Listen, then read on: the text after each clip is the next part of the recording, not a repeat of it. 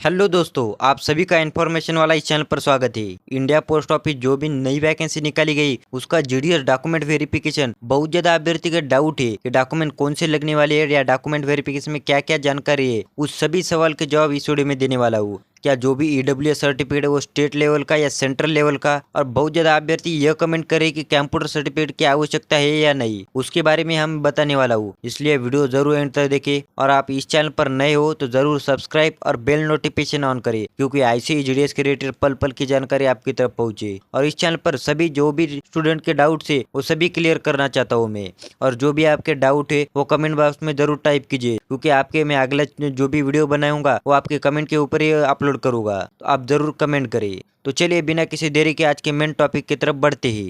दोस्तों, सबसे पहले डाउट पे आते हैं, सेंट्रल लेवल या स्टेट लेवल का सर्टिफिकेट चाहिए। बहुत ज्यादा अभ्यर्थी यही कमेंट कर रहे थे कि जो भी हमारे डॉक्यूमेंट्स है वो सेंट्रल लेवल या स्टेट लेवल का चाहिए। तो दोस्तों, ये पोस्ट ऑफिस डिपार्टमेंट यानी कि इंडिया पोस्ट ऑफिस डिपार्टमेंट जो भी मिनिस्ट्री ऑफ कम्युनिकेशन यानी कि जो भी संचार मंत्री होता है उनके अंडर में आता है। यानी कि साफ साफ तौर पर जो भी डिपार्टमेंट है ये सेंट्रल के तौर पर आता है। इसलिए आपको जो भी डॉक्यूमेंट की आवश्यकता है वो सेंट्रल लेवल की होनी चाहिए। जो भी कास्ट सर्टिफिकेट होता है, मान के चलो ईडब्ल्यूएस, वो दो टाइप होता है, कि स्टेट लेवल का और जो भी सेंट्रल लेवल का। पर इस वैकेंसी में आपको सेंट्रल लेवल की आवश्यकता है, क्योंकि जो भी डिपार्टमेंट है या इंडिया पोस्ट ऑफिस ये सेंट्रल लेवल का है। संचार मंत्री यानी मिनिस्ट्री ऑफ कम्युनिकेशन उसके अंडर चलता है ये पोस्ट ऑफिस। यह बात क्लियर करके रखो कि जो भी डॉक्यूमेंट्स रहने वाले है वो सेंट्रल लेवल के रहने चाहिए। और जो भी यानी कि ईडब्ल्यूएस होता है वो 1 साल का वैलिडिटी होता है। इसलिए जो भी 1 साल कंप्लीट हो जाए सबसे पहले वो ही निकालिए, कि 1 साल पूरा होने के बाद वो काम नहीं करता। और जो भी ईडब्ल्यूएस आप निकलवा रहे वो सेंट्रल लेवल का होना चाहिए।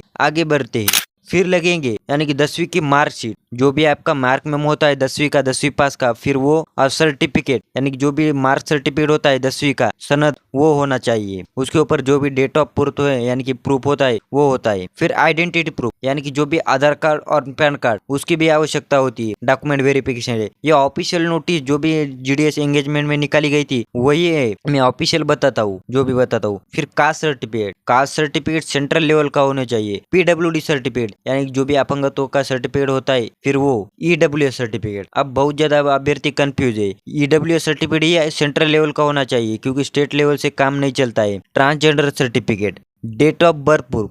दोस्तों, जो भी जन्म दाखला होता है यानी कि बर्थ सर्टिफिकेट वो आवश्यकता होती है। नहीं है तो जो भी आपकी टीसी यानी कि टीसी होती है 10वीं की, जो भी 12वीं आपकी टीसी है उसके ऊपर वो चला लेते हैं। और जो भी 10th की सर्टिफिकेट होती है उसके ऊपर डेट ऑफ प्रूफ रहता है। Medical certificate issued by medical offer of any government hospital, जो भी मेडिकल सर्टिफिकेट होता है वो गवर्नमेंट ऑफिशियल से लाना पड़ता है। यानी कि जो भी गैजेटेड ऑफिसर है जो भी गवर्नमेंट के हॉस्पिटल है उससे मेडिकल सर्टिफिकेट लेना पड़ता है। और इन सभी के 2-2 कॉपी रहना चाहिए दोस्तों, क्योंकि डॉक्यूमेंट वेरिफिकेशन करते टाइम 2-2 कॉपियां मांगी जाती है, जेरोक्स। और एक बात जरूर ध्यान में रखिए, जो भी होता है यानी कि फोटो कॉपी वो लेके जाए, आपके पासपोर्ट साइज फोटो 5-6 लेके जाए, क्योंकि आवश्यकता पड़ती है फोटो साइज कॉपी की। आप आते हैं मेन टॉपिक पे कि कंप्यूटर सर्टिफिकेट यानी कि जो भी डिप्लोमा या कंप्यूटर सर्टिफिकेट होता है वो आवश्यकता होती है। क्या कंप्यूटर सर्टिफिकेट की आवश्यकता हो, आपको खाली नॉलेज होना चाहिए कि कैसा कंप्यूटर यानी कि क्या वर्ड में क्या टाइप करते हैं क्या नहीं, ऐसे ओवरऑल जानकारी हो रहनी चाहिए कंप्यूटर के संबंधित। पर ऐसा उल्लेख नहीं किया गया है कि आपको डॉक्यूमेंट यानी कि जो भी होता है सर्टिफिकेट वो चाहिए। यानी कि कोई भी कंपलसरी नहीं है